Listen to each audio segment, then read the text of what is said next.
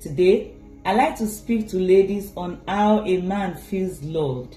When you respect a man, you understand him, you allow him to have peace. It makes him feel loved. Ephesians chapter 22 says, "Wives, submit yourself to your own husband." This means you should honor your husband, honor him, adapt to him. People usually say adaptability is a proof of honor, and that's what the Bible encourages here, that you adapt to your own husband the same way that you submit to God. This instruction is repeated in verse 33 to show how important it is. It says, "Let the wife see to it that you respect your own husband." Submitting to a husband is no weakness. It's not being passive. It's a posture of honor towards God's order. When you dishonor a man, it wounds him, whether the dishonor is in private or public. Another thing that makes a man feel loved is sexual intimacy. Many men interpret sexual intimacy as acceptance and love. We're taught in 1 Corinthians 7:3-5 not to deny each other of sex. Don't complain about too much work and that you are tired, or give any other excuse for not being available for sex. Plan your day and make sure that you rest before it's time for sex. Another thing a man needs is understanding. You need to understand how men are generally. They're not as neat, organized as ladies. Don't despise your husband because he's rough or doesn't arrange his things very well.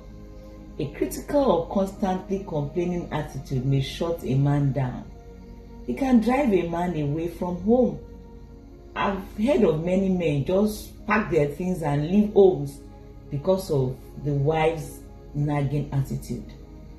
The book of Proverbs states it in many places that it's better to live in a corner of the roof of the house than share the house with a quarrelsome wife. That's Proverbs 21 verse 9. Another verse says it's even better to go to the wilderness than stay in a house with someone who complains. You will definitely see faults, but instead of complaining all the time, turn the complaints into respectful requests. And finally for today, men are wired to be leaders. They're given responsibility of leadership. This leadership is not domination, but sacrificial responsibility. Allow your husband to lead. And if you're single listening to me, please don't crown an irresponsible man as the king over your life. It's your choice who becomes your husband. But after you've chosen your husband, you don't have a choice but to honor him. Allow God to guide your choice.